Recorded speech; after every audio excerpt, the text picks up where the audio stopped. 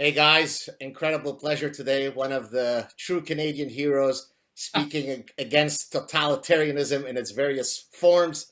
Tarek Fatah, how are you, sir? I am okay. You know, I'm I, okay. Good I to be with the Godfather. thank you, sir. Speaking of which, I just saw a tweet before. I'm gonna formally introduce you in a second, but Yeah, yeah.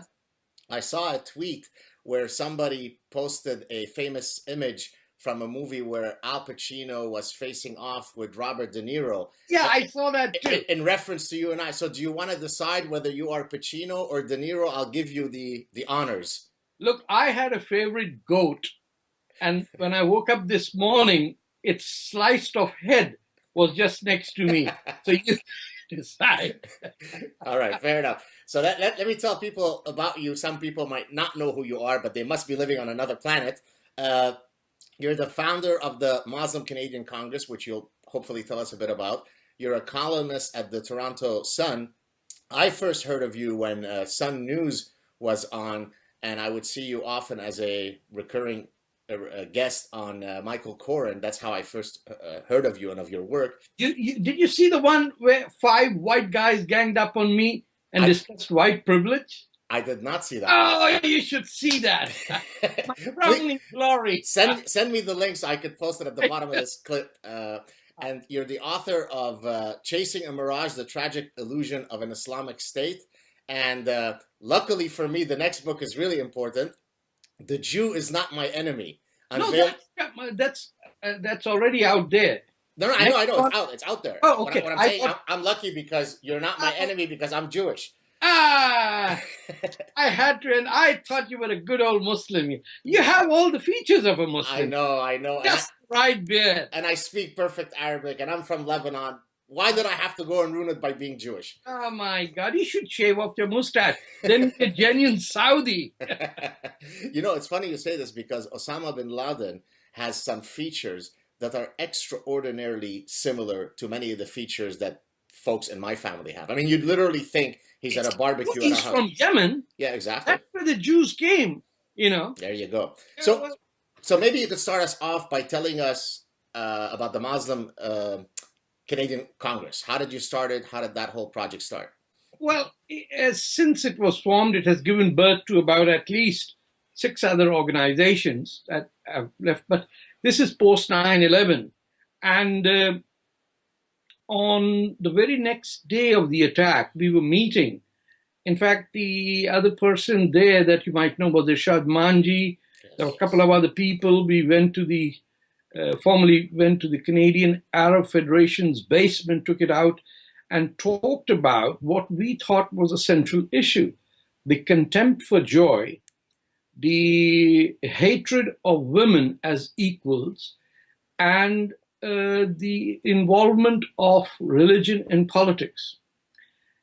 And I am so glad that 15 years later I can say we were spot on. And unfortunately, the West has still not learned because there's no money to be made if you make the solution simple. And we simply said the issue is not Islam, it is Islamism, because my grandmother's orthodoxy poses no threat to Western civilization, but my brother in law or my uncle's beer guzzling, bacon eating Muslim nationalism poses a bigger threat because he's a pan Islamist. People who never go to the mosque, who are atheists, people like Tariq Ali in the UK, are far more valuable to the Islamist cause than some of the clerics that I know who are from Trinidad or the Western world, who are religious but they have no idea about politics. Right. And how so far of all, I mean, it's difficult to come up with an exact number, but of all the Canadian Muslims that you come across, how many of them would be hostile to your narrative versus in support of your narrative, whether publicly or privately? How does that break I down? would say the majority would be hostile Really? Okay. because Muslim nationalism is embedded in the South Asian community. You see, the Arab doesn't want to have anything with the Iranian, and the Turk doesn't want to sit on the next table with a Kurd. The Indonesian has absolutely nothing to do with the Somalian. And all of these different Muslim entities are ethnic entities that became Islamic only after 1947 partition of India, where the first Islamic state was born, based on the notion that Muslims were an ummah, and just about anyone, whether it was a Turkish guy running away from conscription or an Indian Nawab from Delhi, they just came to Pakistan, including, Muhammad Asad, the grandson of a Polish rabbi who was paid for by the Saudis. He came. Tariq Ramadan's dad, Said Ramadan, everybody descended on the first Islamic state ever in all of Islamic history. And that is the driving force behind pan-Islamism. It's Pakistan. It's not the Saudis, otherwise they wouldn't call it Saudi Arabia. They would call it Islamic Arabia. It's not Turkey. You were born in Pakistan, correct? I say I'm an Indian born in Pakistan because Pakistan is no state. It's a state of mind. It dismembered into two in 71. It's going to wither away within the next maybe 5, 10, 50 years. Who knows? But it's an artificial entity created by northern Indian Muslims who thought of themselves as the inheritors of the Mughals and who descended on Pakistan, imposed their language, Urdu, which is spoken by only 6% of the people, but because it is Islamic in nature, therefore nobody can speak against it. Right. And these are the guys, whether it's the London 7/7 bombers, the 9/11 folks, you can trace every terrorist attack anywhere in the world today back to Pakistan. Wow. No Pakistan, no Islamic terrorism. I can guarantee you that. So I'm assuming that in the same manner that Robert Spencer can't go back to, or not go back, but can't go to Britain, can't enter Britain, I'm assuming you're not exactly on their favorite list in Pakistan, correct? Not really. What I'm saying is Robert Spencer doesn't have a solution. He is relishing in pointing out, the Muslims are SOBs, the Muslims are, Muhammad is a pedophile. That gets us nothing. What I'm saying is, without the dismemberment of Pakistan, without Balochistan, which is occupied country by Pakistan army, without Sindh, which is the origin of the word India, Sindh or Hind, which is narratives in Arabic and in Jewish folklore as well. That's the entities we are talking about. That's where the problem is. The problem, as soon as you take that problem and say, this argument makes me hate those damn Muslims even more, you strengthen the other side. Right. The only Muslims, by the way, who can vote and are free live in Israel and India. True. And they have, 13% in India and 20%? 20% in Israel, exactly. They are Muslims serving in the IDF. Now you've got a talk show host now who's been lambasted because she's not really Arab, because her Hebrew is very... So what I'm saying is that the solutions are elsewhere. The depoliticization of the Muslim identity and taking it back to its ethnic roots by talking about the freedom of Western Sahara or, West Papua or Kurdistan or Balochistan, that's the solution. Right. So your message has not been, as you said, well received. I'm talking now in Canada by the Canadian Muslims. Now, let's talk about the hostility that you and anybody else who navigates within this landscape faces among Western white, pseudo-liberals. I call them pseudo-liberals, but because they're not true liberals. And I'm thinking, before you answer, and I'm thinking because I want to point out this incredible exchange you had with Senator Mitchell when you appeared in 2014. Let me. I want to read verbatim because it is fantastic. So he's sort of in a very smug, pointing his finger at you. Bad Muslim, be quiet. I know a lot of good Muslims. Yes. Your response was absolutely fantastic. I need to read it. Senator, this is you. I resent the fact that you are teaching me my religion. Number one, you will have to live 65 years of my life, 10 years in Saudi Arabia and 30 years in Pakistan and 25 years here to dare to tell me what is Islam. Then moving forward, I did not say that you did not meet Muslims or that Muslims were not fantastic. I am Muslim and I am fantastic.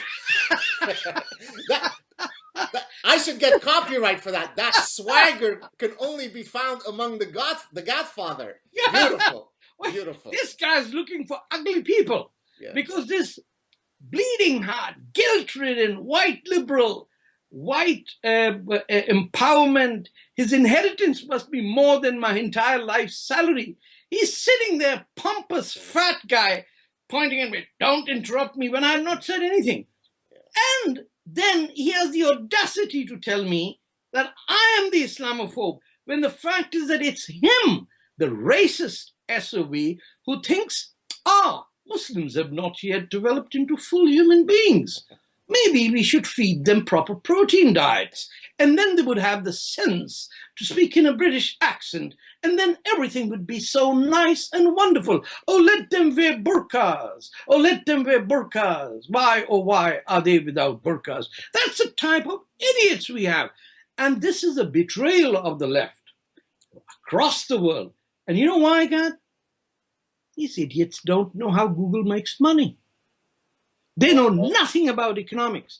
Their forefathers, or the 1950s communists or socialists or the Baath people or the Meretz people or the Peace Now people, or you go back to Golda Meir and all those left-wingers, they knew economics.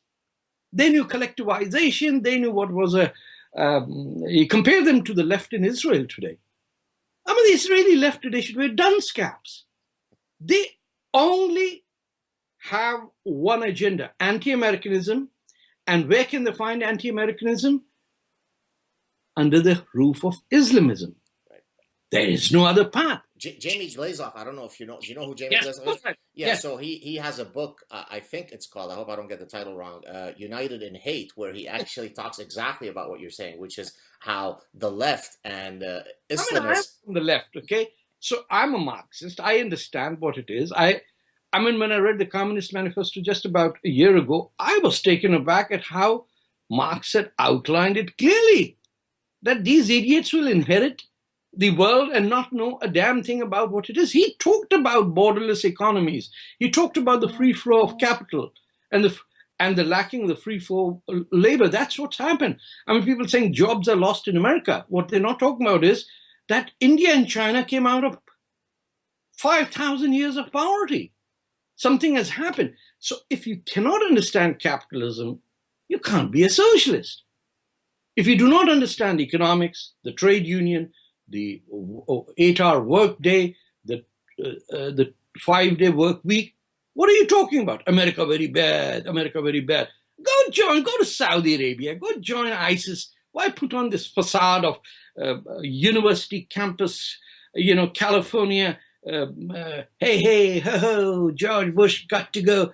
Is this what Marxism is all about? So these are pedestrians. I mean, they'll be just washed away. Lenin, by the way, 1924, said in Tashkent, he said, when an Islamist, a Khan, he said, landowner, a Muslim feudal lord is against the West, don't misunderstand the fact that he's anti-imperialist. No, that guy is anti-progress. And this is what the left of today in Canada, in the United States, in India as well, by the way, have lost it. So they hang on to the Ayatollahs. They love it when they see a woman in burqa. They just walk away from the sidewalk and say, oh, Your Majesty, you look like a queen. We will celebrate you because... Well, it's fetishized, right? There's kind of a fetishism that happens. It's what I call left-wing Orientalism. Right. Let's talk about the granddaddy with the beautiful hair, Mr. Prime Minister himself, Justin Trudeau. I think... wait a minute. I will just do a headstand. It's amazing because I obviously have a lot of friends on Facebook that are academics or sort of part of the intelligentsia. Yeah. And of course, almost without exception, all of them were sort of speaking an extraordinarily sort of simple view of the world. Justin Trudeau was very much like sort of the Obama thing, right? I mean, he's this kind of messiah. No. Obama was prettier. Obama was pretty, but not as nice hair. Obama was a community activist. This guy never had a job. He's True. like Benazir Bhutto. They went straight from daddy, give me money, to prime minister. I'm actually going to tell you a story. Yesterday, I was sitting at a cafe, and the issue of Justin Trudeau came up, and a gentleman that I was talking to said that he went to high school with him, and at 15 years old, now, of course, this is hearsay. We don't have a way to know whether this is true or not, but I'm just repeating what the guy said, that at 15 years old, at this sort of posh Quebec school, he was already very smug and clear that he would one day become prime minister. And so it truly was written in the sky that he would follow in daddy's footsteps. This is baby talk. Millennials oohing and eyeing about him. I mean, he walks into the gay pride day and women, topless nude women, are crowing about him and they're loving him. I mean, when 40-year-old men and women act as if they're 15-year-old Valley doll baby talk, Mr. Trudeau, please do a headstand.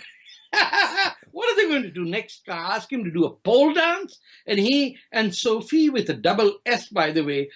What is it?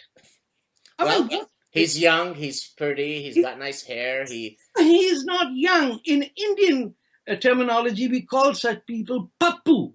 Pappu is like Rahul Gandhi. You know, I'm so pretty. Look at my baby poppy fat. I'm so, my mama fed me with a lot of protein and fat.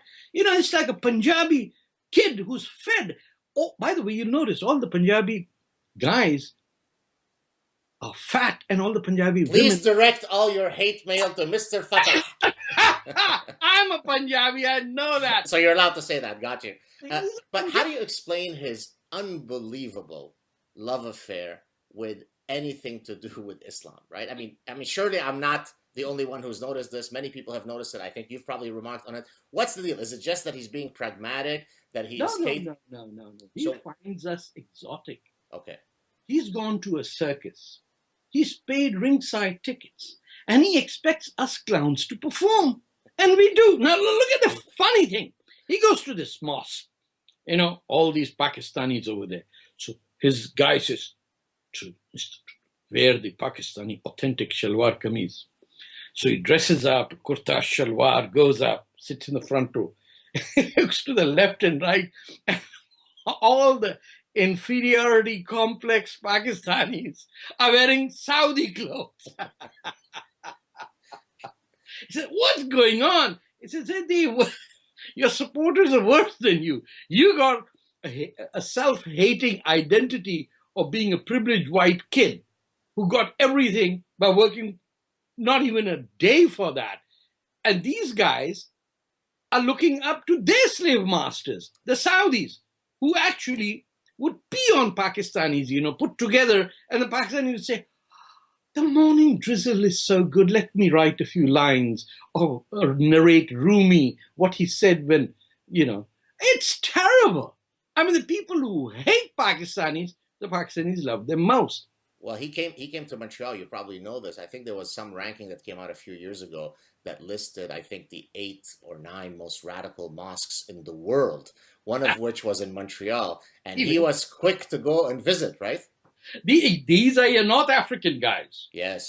They are taking the revenge of the French occupation of Algiers. Exactly. You know, it's funny because I've lived in Montreal. I emigrated, my family emigrated from Lebanon in 1975. We were in the Civil War for about a year. And then we were lucky enough to be welcomed to Canada. And from 1975 as an 11-year-old kid till about 2003, when I returned from California, where I had spent a few years there as a professor, I think I had seen a single woman in all those years wearing any Islamic garb one time, and it was so prominent in my memory that I've quoted it. There was this one time where I saw a woman. I think she was maybe from in California or Montreal. No, this was I'm talking about Montreal. Yeah. And so now, fast forward 2003, 2004, something happens. A tsunami happens where now, in the last 12, 13 years, I don't know the exact number, but I bet you that in many places where I can walk around, 20, 30, 40% of women are in various forms of Islamic garb. Whereas from 1975 to 2004, 2003, 2004, I had seen a single woman. I probably will walk out of my house right now, probably out of the first 10 women that I see, 7 will be veiled. I know. I live in Cabbagetown in Toronto, downtown, and the burqa and 5-year-old girls in hijab from Bangladesh and Somalia are the norm. You talk in 1975. I came to Montreal to cover the 76 Olympics. This was my first trip out of My brother was in the Olympics, by the way. For really? Oh, judo good. Representing Lebanon. Aha! Go on. And so in 1976 Montreal, you had more. The shock to me was the number of women who were topless or wearing very thin, filmy muslin tops, and they would be in the metro reading a book. And this 24-year-old Pakistani reporter didn't know where to look, Now you go there. It's gone upside down. But you've got to track it down to the end of the Cold War. We are no longer a product of what we think or do. We are not on the left or the right. We don't believe whether Friedman's economics are right or whether there should be a 32-hour work week or whether it should be a 5-day. We've forgotten all about that. We are simply reverted back to a primitive stage of what we have inherited as race and religion. That has become our identity. So if you go back to Lebanon and if you talk to your parents, more than religion, it was whether you on the left or the right. In the student unions, whether it was PFLP, whether it was Al Fatah, no right-minded person who was an intellectual was in Fatah. They were all in the Popular Front or the DFLP at the time. My parents were kidnapped by them, by the way. Oh, you Jews, you always get kidnapped. I'm sure that was a Jewish conspiracy. It was. They were pretending to be part of the Palestinian militia, but they were actually Mossad agents. Like me. Shh, let's keep it a secret. But coming back on a serious note, we reduced ourselves at a very, this might continue for a few years, but if you look at the political reactions in Greece or Spain or Austria, where I just came back from, there are two tendencies that are coming up, which I read coming up in the future. One is the populist left that is attacking the large-scale domination of economies by corporations that nobody knows even exist. It's like the Clintons getting hundreds of millions of dollars in the Clinton Foundation, and nobody can track it down. Everybody can track down what's his name? Trump's every word, but nobody can track down Clinton's every dollar. So there's a reaction against that, which got the young fellow elected in Greece twice. But then if you go to Austria, the right wing the ultra-right almost won the presidential election.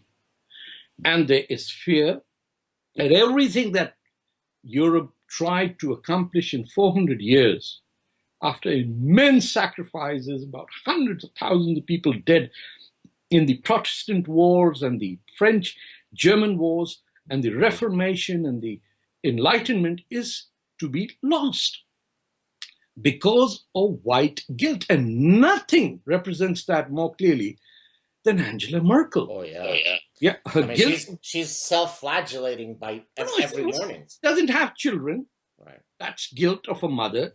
Number two, you remember her episode with that one child who came up to her and said, "Why are you deporting my parents?" I don't think I remember that one, no. That was the turning point. Then she brought disaster onto the Greeks.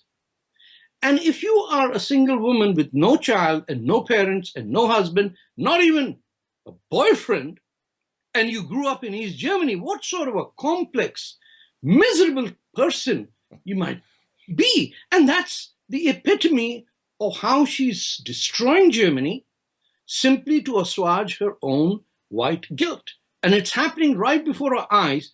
And in any normal circumstances before the Cold War, the left would have stepped in and said a hard-fought victory that we got at civil liberties, as individual freedom, gay rights, trade union rights, we will not allow that to be compromised.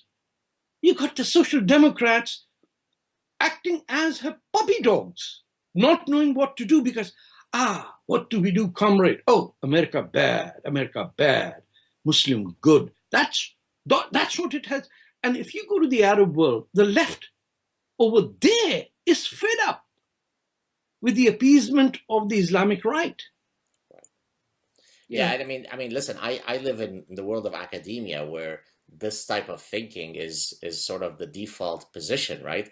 And why? I'll give you a suggestion. Why don't you wear a burqa one day and kick them in their nuts? They wouldn't know how to hit back at you because they would say, oh, what a pleasure. What a pleasure. Well, I don't have a burqa, but the fact that I come from Lebanon, the fact that I'm overweight, as I often joke, I do score very highly on the oppression Olympic Games. And so that's why I'm somewhat untouchable. No, you try a burqa. I wore it one day. Did you? And stood downtown and said, my name is, well, one of the women who's a big anti-Israel Jewish feminist in Toronto, and I just had a name. I said, I'm protesting against it. And people would say, we were 4 of us. What are they going to do? What is the left going to do? Right. We are the Joan of Arc. They worship us. And we kick their butt. They still come back. Well, I don't know if you know this feminist discourse, and I actually wrote an article about this, that if for many feminists, wearing a sexy bikini is the definition of patriarchal oppression, yes. Whereas the niqab and the burqa is the liberation. And the argument is, because many people would say, come on, that can't be right. And the argument, as you probably know, is that it averts the male gaze, because the male gaze is predatory. The male gaze is a form of visual rape. And therefore, by covering the woman because she is a precious diamond, that is liberating. Candy is what it's candy, exactly. Candy. The flies are being averted. Exactly right. It's shocking. So, I mean, when you have Western feminists who supposedly their raison d'etre is to defend women, if they've lost the plot this badly, then they're rich. Right. Professor, they are very rich. They've accomplished. I remember my childhood communist friends who once they got the inheritance, they would abandon the thought. They said, oh, I've got socialism in my home. You guys keep fighting, Right. So this is the betrayal of the intellectual class, the academia. Now the left doesn't come from the trade union movement. It comes from the academia. There's a class problem in it. The upper middle class cannot produce revolutionary thinking. These guys have never read Marx. They have no clue who's Engels. They've never read any revolutionary movement. They have no clue about the great struggles in Vietnam or India or South America. Nothing. All they care is that the baklava is so good, especially. And then the real feminist says, that's not the real one. That's Lebanon. The true one comes from Persia, as if we're talking about a cat or a carpet. They dare not use the word Iran. You notice that. So we are in an era of mediocrity where unless the left enters the field and takes its rightful position and attacks the Islamists, we're in for big trouble, because the right wing has been anti-immigrant, anti-women's rights, anti-gay rights, anti-everything, that today when they're speaking the right thing, they have a credibility issue. Right. So part of this battle, of course, is what we're doing, which is fighting in the battle of ideas and hopefully offering a narrative that counters some of the nonsense. But in a very sort of pragmatic, trenches sense, demography is a serious problem. So, for example, the open door policy, the sort of the open door immigration policy, is something that the West is slowly waking up to. Now, let's bring it to the Canadian context. We both know, but some of our viewers may not, that the incoming Prime Minister Trudeau, I think, said 25,000 Syrians, and I think that number might come up. What I've often said publicly is that, of course, we should be compassionate. I am a refugee from war-torn. I love Canada precisely because they let me in. I appreciate that many of these 25,000 are absolutely lovely and want to do nothing other than exactly what you and I have done, which is live a peaceful and hopefully productive life. But many of the 25,000, and they don't have to be ISIS supporters, but many of the 25,000 come with a baggage of profoundly illiberal values. And its bottom line is a demographic warfare, right? If these guys have much higher rates of, fertility, it's only a matter of time. It's not that. Go ahead. They stopped all the victims of ISIS from coming here. Meaning the Christians and the Yazidis, even the Muslims. Right. You don't have a single Kurd coming in here. All the big fat boys, the pappus that I talked about, are here. Not one of them had the guts to go and join the Kurdish women fighting. Not a single Western feminist said, I will go and join my Muslim sisters. They pick the Muslim sisters who are selected to either entice white men into loving them and flirting with them. So they wear these colorful niqabs, red lipstick, blue mascara, stilettos, and fast blinking eyes. Love jihad, love jihad. It's actually, I would call it something. I mean, you could bleep it out, but it's actually fuck jihad. So I'm serious. You reach out. You know the number of editors in Canada who dare not entertain a liberal, secular Muslim's column in the newspaper? Why is that? That thousands of these pretty little starlets who just mesmerized, There's a whole fetish about this. Oh, she speaks fluent English. She couldn't be an Islamist. I beg your pardon, if you have an accent, you would have no Islamist. Tariq Ramadan is the poster child of that, right? Oh my God, look at his English. It has French dripping all over. And not just ordinary French, it's Swiss French. Right. It's like, geez, dripping all over his English. My God, I get an orgasm just listening to him. In Arabic, there's an expression which I've already shared on this show, yes, but I love to say it again, and you may not know it. I'll translate it first in English, and then I'll say it in Arabic. First in Arabic. First in Arabic, okay. Biskaru bil zbibe, which basically means to get drunk by the smell of the cork, the wine bottle, right? So Tariq Ramadan is the cork, right? He just looks very enchanting. He's, Knights of Arabia. You just smell him and you get very aroused by his exoticism. Turkey bacon. It's turkey bacon. I love bacon. So going back to the immigration, do you get the sense that our politicians at some point might wake up to the fact that you don't have to be racist and still be worried about bringing in hordes of people that have illiberal values? No, they've privatized immigration. You have to understand that. For all these right-wing friends of mine who say that Reagan is the hero, these are the guys who've destroyed the ability of the state to intervene. All immigration today is done by consultants who make a lot of money on everyone. Every person coming in is enriching a consultant somewhere who's filling in these forms. Consultant means what? Like a immigration lawyer? I am a bad lawyer, therefore I will do immigration work. Okay. Every lousy lawyer is an immigration lawyer. Why? Because you never go to court, say, I beg your pardon, if the glove fits or some nonsense. No, he just had to fill in forms and he gets about $2,000-3,000. I'll tell you, when I came here in 1987, the going rate was $5,000 to $6,000. If you wanted this useless lawyer to do something for you. That's the industry that came up when the state ended welcome centers, if you remember. When you and your family came, there were no private people. The government used to take refugees who came from Uganda, who came from Lebanon, and would settle them in towns, some, of the size of 50 to 60,000 people, so there was easy to. Now it's a privatized industry. Now there's corruption in your consulates because staffing is not done from Canada. Local hires are kept there. You do know that.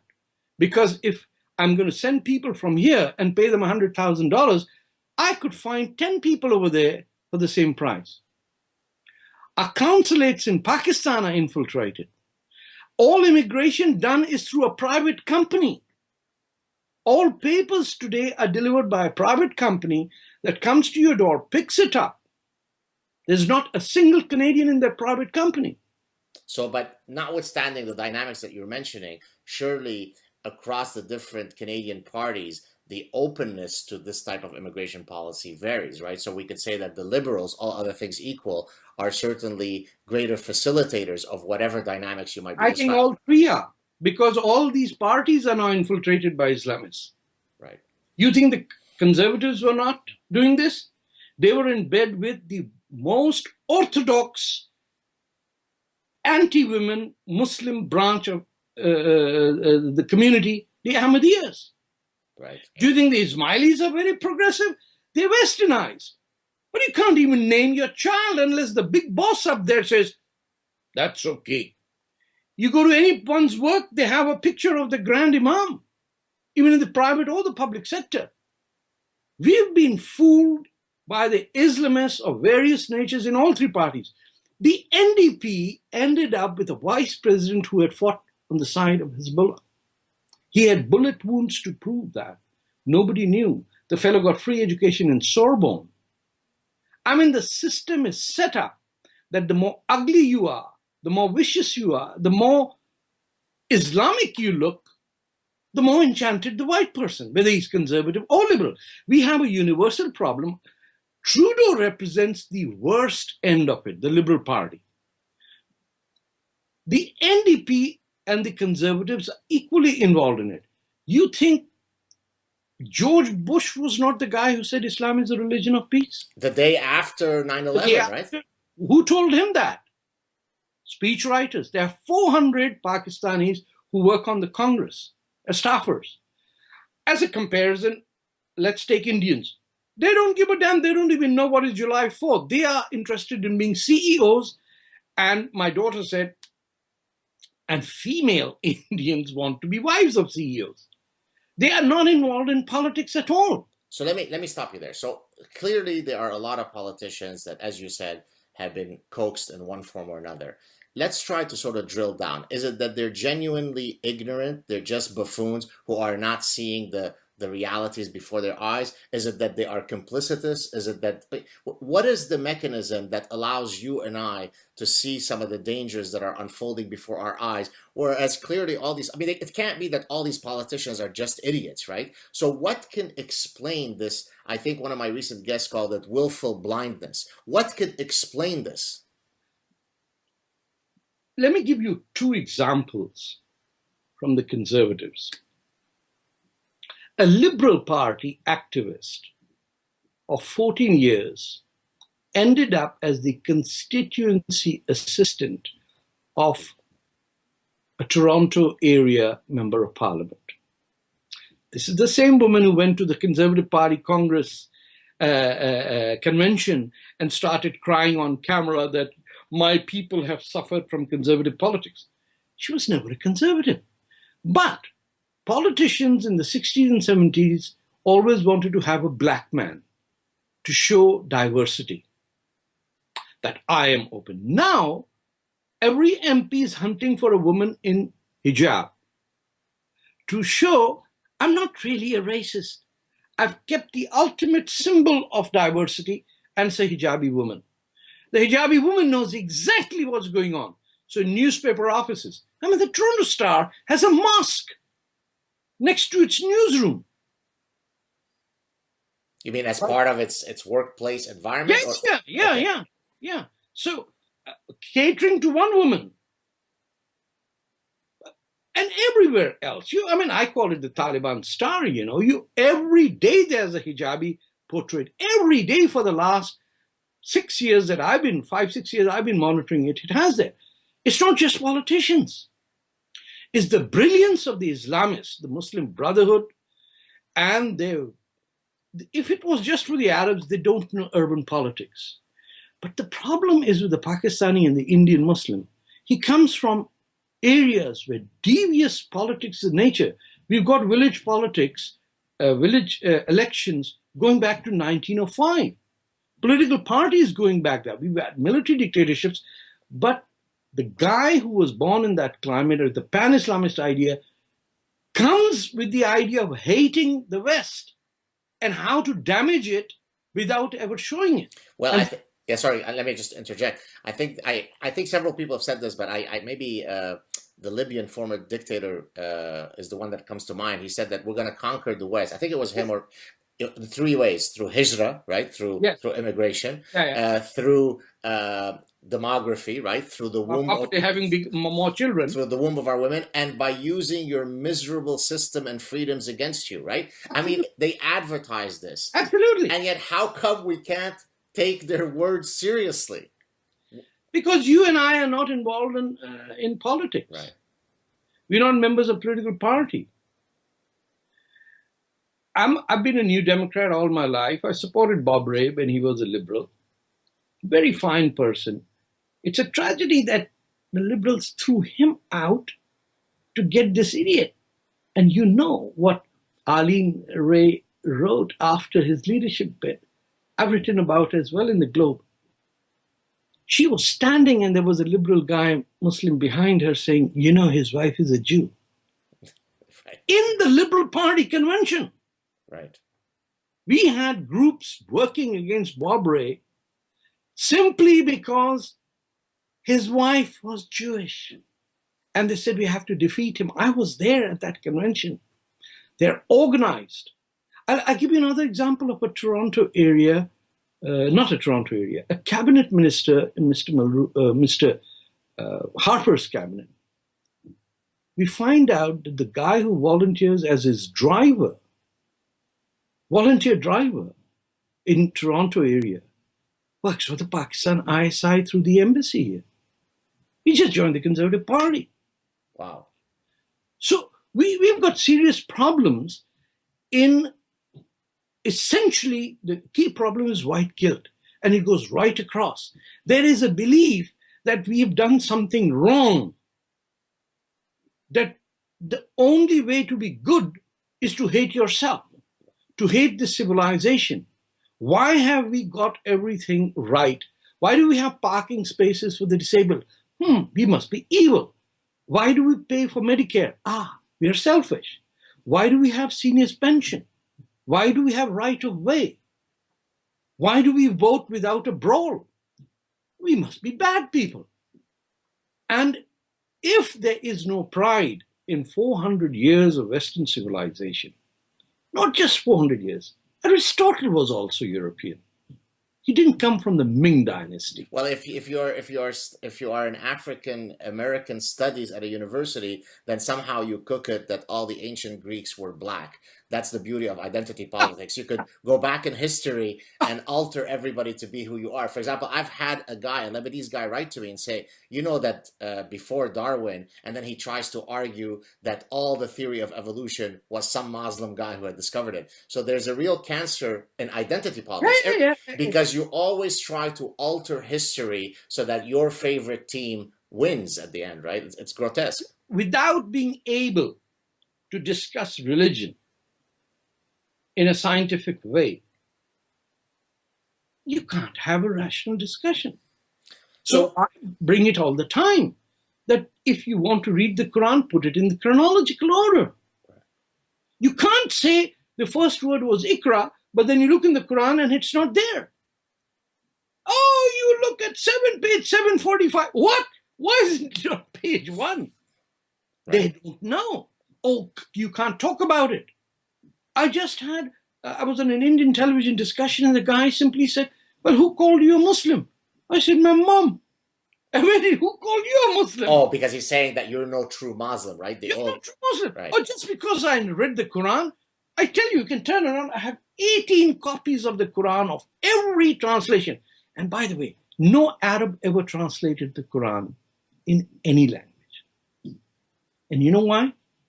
They don't even consider us as Muslims. Ibn Taymiyyah, what's his name? One of the caliphs or? Ibn Taymiyyah. Yeah. Ibn Taymiyyah in the 14th century, was it 13? Doesn't matter.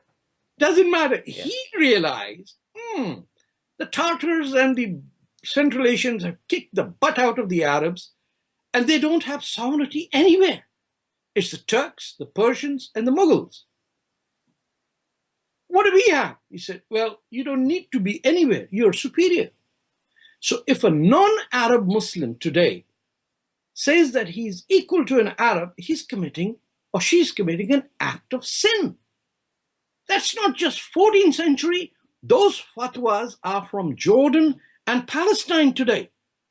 So the Arab really doesn't think that the ugly Indian or that slimy little Indonesian short and the Bangladeshi dark-skinned and the Iranian pompous Zoroastrian, they can't be Muslims because we are Muslims. Well, and you see that racism in the Gulf states when some of these guys go to work there, correct? I see that in Canada, sir. Yeah, okay, fair enough. Well, what are you talking about? If the imam is a black man, there will be no Arab behind him. You come to the 4 mosques on Parliament Street. When I moved here 15 years ago, there were 2. One run by a Sudanese imam, very highly educated, and the Arab stores around side, they said we won't pray behind him. They set up their own mosque. There was a fight between Bangladeshis and Somalis on one side and Arab residents in the area who moved out. Well, you probably know that in Arabic, abd means slave, right? Yes, so Abdullah is slave of Allah. So and it's the word for black is abd. That's how blacks were addressed in Saudi. I lived there 10 years. Right. Yeah. So you would show on the intercom they say, Ya Abdi. Ya Abdi. Yani itnan kahwa billahi. Min fadlak. Give me, bring 2 coffees. 2 coffees, you slave. And the response would be, Naam ya Sayyidi. Right. Yes, sir, yes, I'm bringing it. Oh, I'm starting to like you more. You speak Arabic very well. No, I can. I lived there 10 years. Right. I mean, this is outrageous. And he said, what? Did he not protest? He said, protest what? This guy is a Lebanese pompous Maronite from there saying, and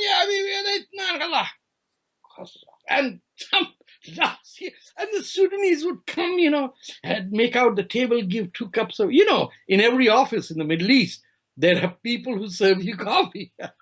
Right, yes. Well, and it's always black. Right. I remember when I was living in Lebanon, there were these black gentlemen from Africa. I can't remember from which country, maybe Sudan. They were the guys who would sell you in this little paper thing, fistel, like nuts. Yes. Right? And the long thing that was sort of roasted nuts. Like cone, ice cream cone type. And they would be treated with such derision. And even as a young child, it used to shock me that how they were sort of treated as though they were these sort of subhuman slaves. So the idea that the West is sold that, under Islamic rule, everybody holds hands and sings Imagine. Oh, my God. It's the last Lebanese war, Lebanese-Israel war, the Lebanese fled, the Canadians. Do you know who they left behind to have property rights? The Bangladeshi and Sri Lankan maids, locked from the outside with 1 month's supplies. 200 Sri Lankan maids committed suicide jumping from the balconies. Some didn't die, they attempted. Some had broken bones. To draw fire, they would bring the Sri Lankan maid to the balcony. It is perfectly okay. Mona Al-Tahawi wrote about her encounter in a train in Egypt, where Egyptian women were pulling the cheek of a black Nubian girl and saying, hey, does the color come off or not? And Mona Al-Tahawi protested about it. Mona, the red-haired. Yeah. She's amazing in many ways. That's a different subject. But she wrote this column about outright racist attitude towards black. And when she intervened to protect the girl, they became hostile to her. Incredible. But as you probably know, in a lot of penal contexts in prison, a lot of the black prisoners are converted to Islam under the narrative that Islam is actually the only religion that will treat you as in the equal. United States. In the United States, right. And again, it's incredible to compare that narrative that they're sold to the actual reality that you and I are speaking of. It's breathtaking. Here's the point. It's different in the U.S. because the Arab Muslim never says he's Arab. They write down their identity as white. You know that. Right. Edward Said didn't say he was Arab. The great anti-Orientalist leader of the Arab world remained Edward and registered himself as a white man. So the Muslim community in United States is 30% black. And the black Muslim is the least political, least Islamist of them all. They are in that Malcolm X, Muhammad Ali category of civil rights and justice. And they can't be fooled by these Arabs and Pakistanis because they are North American. They know what is music. They know what is dance. They know, for example, now Muhammad Ali, his first service was in a church. And if he was a fundamentalist Muslim, you think he would have waited till next Friday for his burial? You know that. You have to be buried in 24 hours. His wife never wore a hijab. His daughters were boxers, you know. But he was an Orthodox Muslim. He was under the auspices of the Nation of Islam, correct? No, that was a long time ago. Yeah, I'm talking of now. Okay. His wife, you know, his daughters, Rashida and the boxer, what's her name? I forget the Layla Ali. These are like women. They are Orthodox Muslims, but they look like you and me. Right. And that's why they are never invited to speak on Islam when the West talks of Islam. Let's get Layla Ali to speak on Islam. No. If Canadian television, American television needs a Muslim representative, has to be someone tucked up tightly with layers and layers, lots of lipstick and blue mascara. Right. No Rahil Raza, no Asra Nomani. They're fake Muslims. They're fake Muslims, right? Kill Asra and Rahil Raza. Yeah, I've had them both on the show. True heroes. Yes, they've done a lot. I mean, they've sacrificed a lot, and they've felt. I mean, for men to be fighting this is, you know, not a big deal, but for women like whether it's Irshad, whether it's Asra Nomani, whether it's Rahil, can you imagine the hostility of Farzana Hassan? By the way, that's someone you should talk to. She's a brilliant academic. She's a writer. Good. Thank you for the suggestion. For piano player, a good musician, they face hostility, not just from the Islamists, but from the families as well. Do you feel that, I think it was Christopher Hitchens who said this, and maybe I'm wrong, but the argument that ultimately Islam, in whatever form that it needs to be reformed, and we could talk about that if you'd like, is really going to come from the women within Islam rising up. And that in a sense, that's why it is so important for the Muslim men to keep them down, because once... I'll tell you why it won't. The mistake being made by many of these Muslim women is that they become divas, and I don't blame them. They become one person. They don't have organizations. Whether it's Asra or Rahil, they center everything around themselves. And they get a lot of attention because the West sees Muslim women speaking. Most of this fight, 90% of the fight against jihadi Muslims is done by Muslim men. But the conventional wisdom is, oh, women and children die first. It's actually not true. It's men who die in any wars. So they can't be, because it centers around their personal struggles. No. That's not that much of a struggle. Look at India. 50,000 women have signed a petition to the Supreme Court to have Muslim personal law of divorce null and void. You won't know their names. They'll get a law changed. And none of our Western feminists know who they are. So because they're upper middle class, as a Marxist, I can tell you, they play their class role. You don't have working class Muslim women represented over there. So for Asra or Rahil, a certain working class nuance is not there. They've not been involved in politics in the political era like men have. And so they're only there in the media sense of the word. They have a contribution to make, but this will come only from Muslim men, because in the realm of third world politics, and the rough and tumble of the mosque, the woman is not even there. You go and sit down in the front row and make a ruckus. I mean, right where I'm speaking, I'm on the second floor. Rahil led the first woman-led prayer in my backyard over here. She felt hostility. There was police. So she has the role to play. But Hitchens is wrong that it will be women, because Hitchens is seeing it from a Western perspective where men and women have been equal for about at least 100 years. It will be, and it has to be, the Indian and the Israeli Muslim who can bring about this change, because he is safe within a secular democracy. He can't be killed outrightly, yet he can speak. He doesn't have to cow in and sell himself and say, oh, I am with Netanyahu all the way. No, he can still be what he is. Listen, there are Arabs in the Knesset that speak about the dismantling of Israel as a Jewish state, and they're allowed to speak, right? Yeah, but they look like court jesters. I mean, people laugh at them because they just go yapping along since 1947. They have said nothing except this. There are more people who, but there's a failure of Israel into nurturing an Islamic discourse.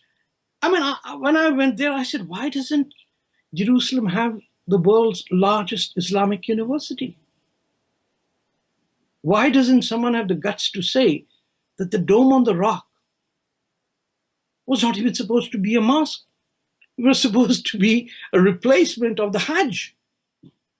When the Umayyads lost all of Hijaz, Mecca and Medina to a different caliph, that's a different story, they said this is where we're going to have Hajj, so they went around. You don't have a circular dome, a mosque anywhere in the world. This is a Greek temple.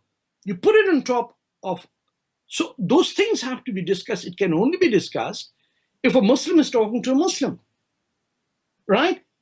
If you can't, nobody can tell me I'm not a Muslim because I am. He doesn't have the right. I've read the Quran more than I think most of the mullahs have, because I have to write about it. I have to give citations, and I can tell you that a lot of mistakes are made by the people who keep attacking Prophet Muhammad. What do they accomplish by proving 1,000,000 times, yeah, that's a cute old girl. I can prove she was 14. But at least do you support the idea that it should not be considered an untouchable proposition to criticize him? No. It should be. Okay. In fact, the Mutazilites openly discussed whether the Quran was a created work or a divine work. But then they lost to the guys who didn't want reason, right? Okay, they lost because they became dictatorial. The Mutazilites also said, kill all these bastards. You see, until and unless you eliminate hate from the discourse, you cannot win. So as long as critics of Islam are hating Islam or Muslims, the Islamists will win. I mean, you've got to go out there and say, I don't care what you believe, but what you believe shouldn't be the source of public law.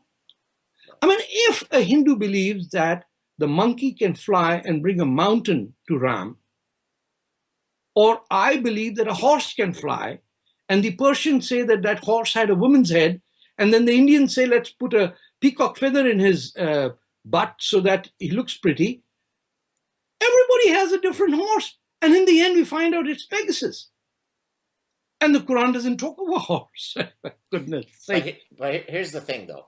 I mean, you can separate as an individual whatever random genetic makeup that you have. You're able to separate your personal faith and still call yourself Muslim. Yes, and sometimes people write to me to correct me about how to pronounce the word. I only pronounce it Muslim just because most Westerners do. But of course, what do they want you to say? They want me to say Muslim, right? Which of course, yeah, right. It's more exact. So they're writing to the guy whose mother tongue is Arabic to correct them about how to say the word. Imagine how low we have fallen. That our contention is how we are pronounced. And of course, in Arabic you would say Muslim. But anyways, yeah. So my point is, you as an individual are able to decouple your personal faith from, and hence you champion secularism and so on. But Yeah. in the context of the actual doctrines of Islam, do Yeah. you think it is feasible for people to go into those texts, reform them in some magical way, so that you come out with a defanged, gentle No, Islam? no, no, no, no. You cannot reform Islam or the Sharia. You have to reject the Sharia. Okay. What are you doing reform? We know, we have evidence that the biography of the Prophet was written by a guy who lived 195 years afterwards. And Ibn Hisham said, I don't know, I just memorized it. Where do you get it from? Oh, I had a text from such and such, and I lost it. Okay, just put it down.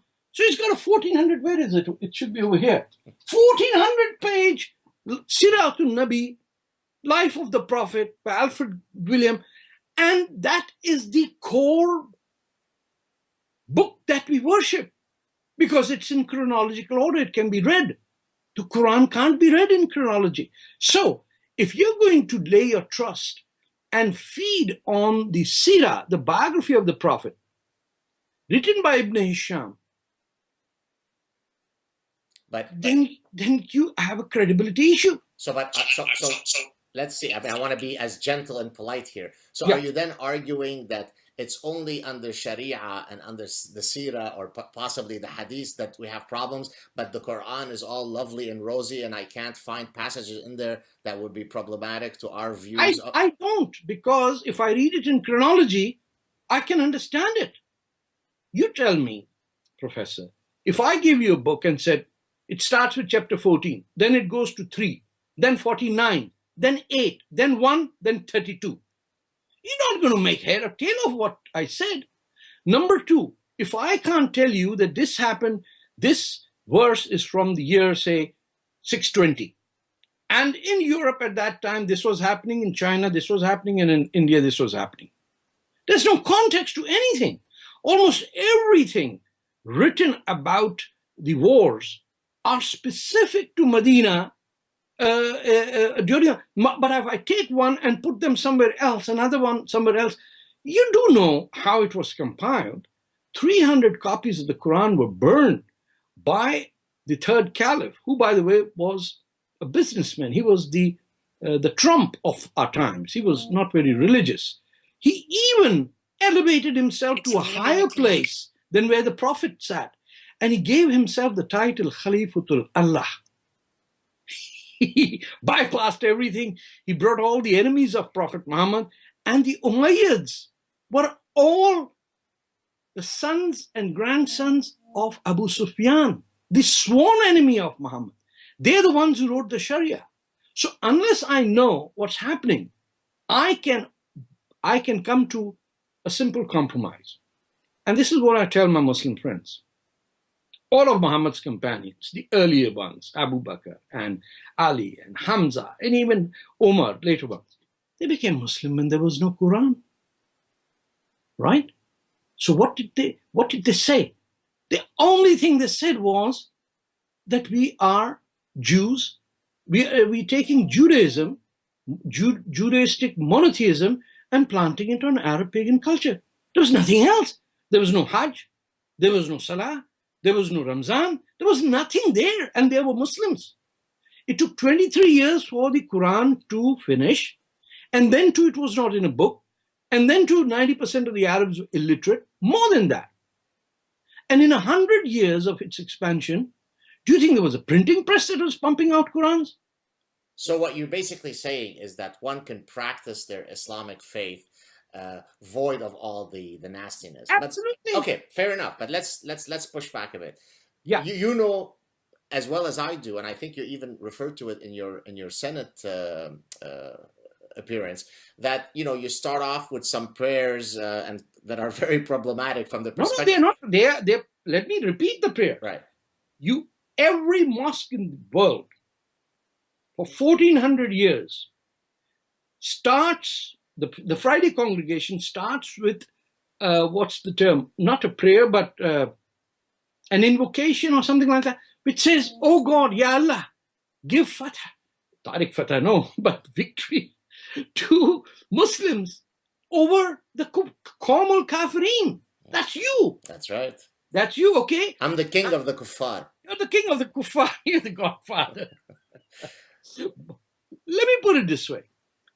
That prayer is not in the Quran. So then how do we practically... Here's what we do. Okay, so that's what I want. I want to get to the actual practical. Easy, sir. You say that prayer, you're not a charitable institution anymore. We'll take your charitable status away. Because you're spreading incitement to violence. Not just that, we're spreading hate. I don't have to I charge them with manslaughter when they've committed murder, so I get a conviction, right? I know on tape recordings at 18 mosques that I visited that this prayer is everywhere. I even recorded and played it at the time of the French, what's that?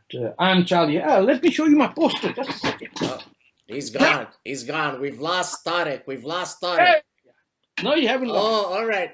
I went to the mosque, and this is what I showed over there. I said, okay, I am Charlie Hebdo, and you can kiss my facky ass. This guy goes in there and gives a big lecture. Wallahi, we will kill you. I have it on tape. I'm sitting there. What is he going to say? He's frothing at his mouth, like rabid dogs, his anger. I'm just sitting there smiling at him. What's he going to do? Kill me? He can't.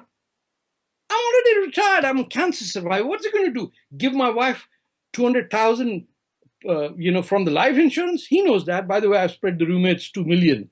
So they dare not kill me. But here's the point. Muslims will have to take it up and say, I don't want this crap before my prayer. It's not in the Quran. You don't have the right to do it. If you do it, we will go to the government and say, cut the tax status of this place. Number 2, make it into a business so it has an income tax on it. You'll see how these cowards run. The other thing I'm saying is, everything that the Muslims ask for as Sharia law should be banned. We did it in Canada. You remember that? Sure. Who did it? Muslims. Your deputy speaker, what was her name? The Quebec National Assembly. Tunisian, wonderful. Oh, yes. We might be, I wonder if we're Facebook friends, maybe. But go ahead, yeah. Yeah. She passed a resolution in Quebec, tabled it. All party, PQ, liberals, and that, what was it called? At that time, they were flying high. Right. Passed a resolution, no Sharia. We fought in the streets of this city because there were no Bridget Gabriels here, because we didn't have any Spencer, because we didn't have any non-Muslims going around giving speeches. Muhammad is a rapist. Muhammad is a rapist. We got Sharia banned in this country. But could it be because the demographic realities are still in the favor of true liberals? No. As the demographic changes happen, then maybe that fight will be lost. No. We went to each and every member of parliament and we took Sharia with us. We're not kidding with amateurs. We're saying, look at me, I'm so pretty. Look at me. No. So then look at this damn book. Look at what is written in Sharia about you. Look at what is written about Maududi and Qutb have said about sex slaves.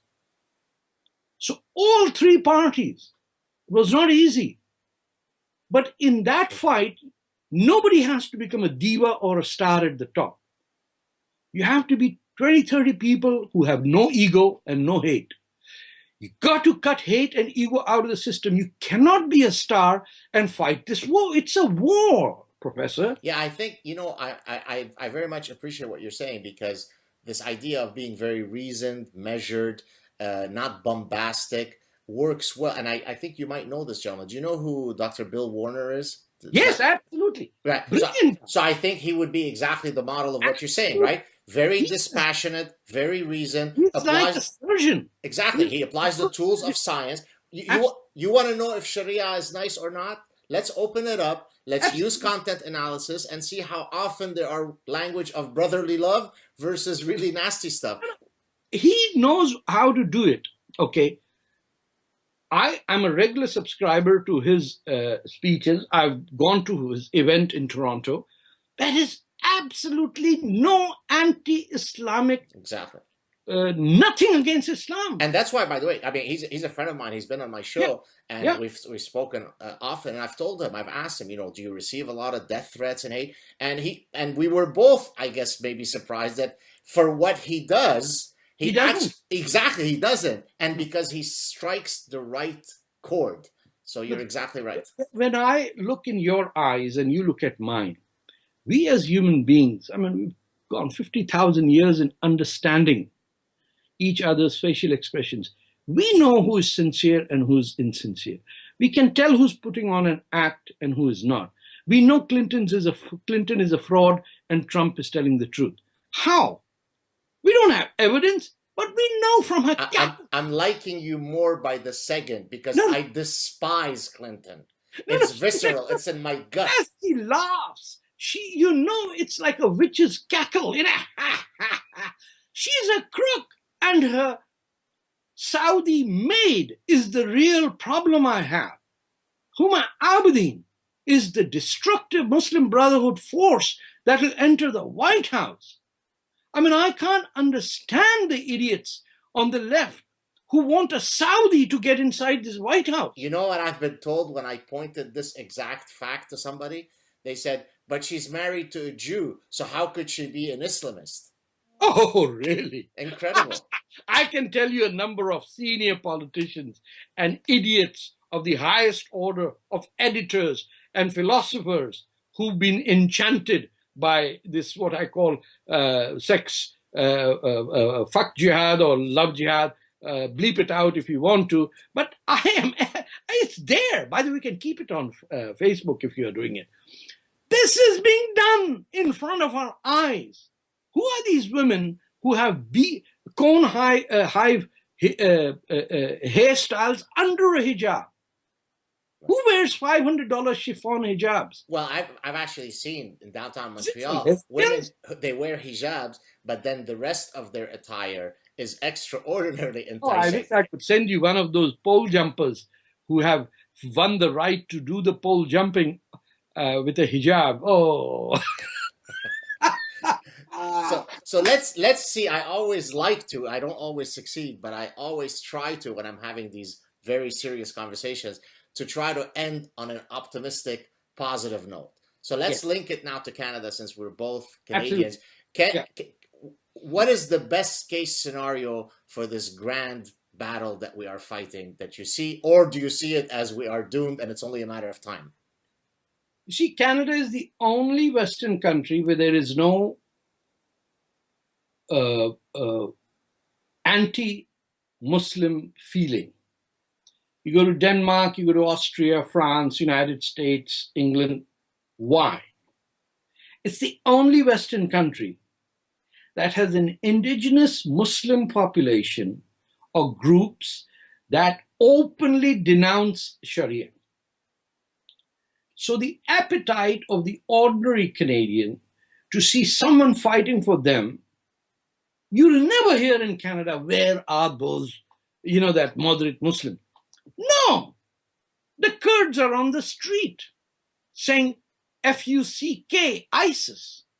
That's the only city in North America and Western Europe where you see that on the street with 5,000 people. Because we got the Kurds, the Baloch, the Arab secularists, the Pakistanis, the Bangladeshis together to make them understand it's the fight of your life because you have to carry your cross.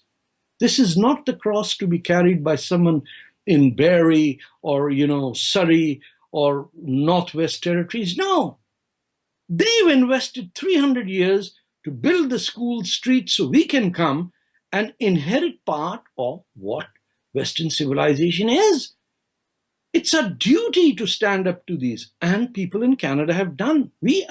And I give a lot of credit to the 50 people who were with us just on that night of 2001 and right up to the 10th anniversary.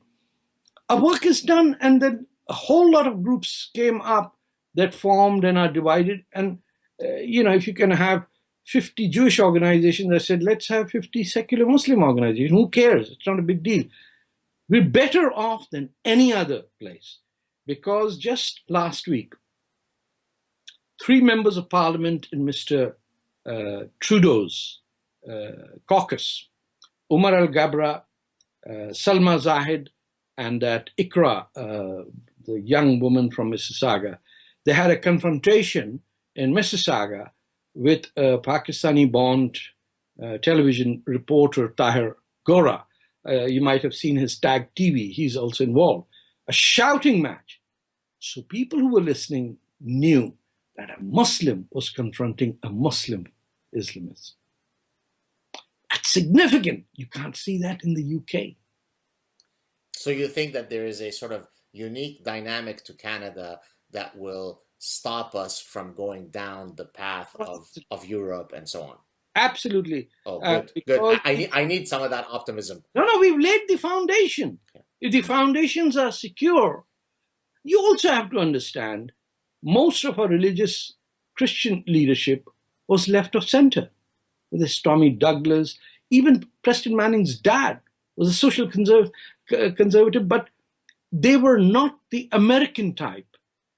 Oh, Lord, help us. Well, we're always more understated in Canada, right?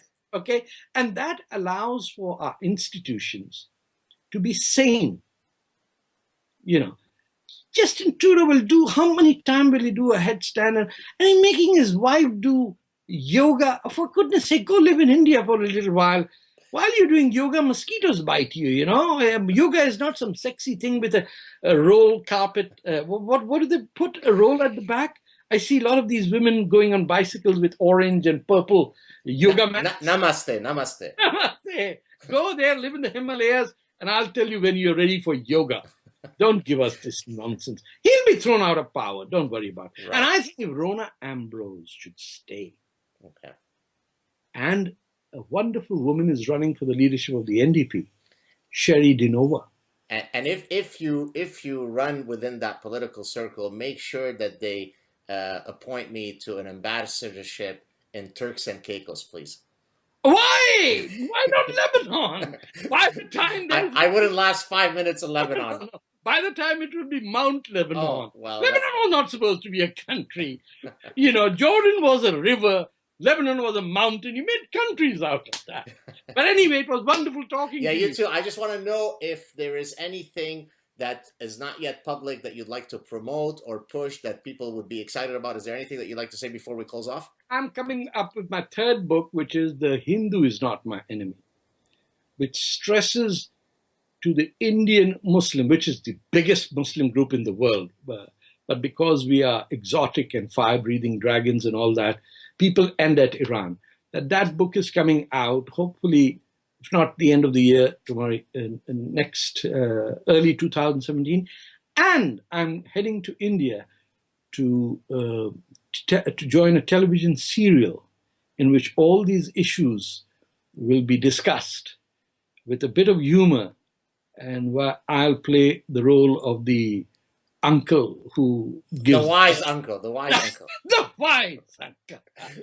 Real pleasure. Stay on the line. Guys, check out Tarek Fatah's writing. Unbelievable hero. I'm proud to call him a fellow Canadian. Thank you, Tarek. Stay on the line. Yeah, bye-bye. Thank you, sir.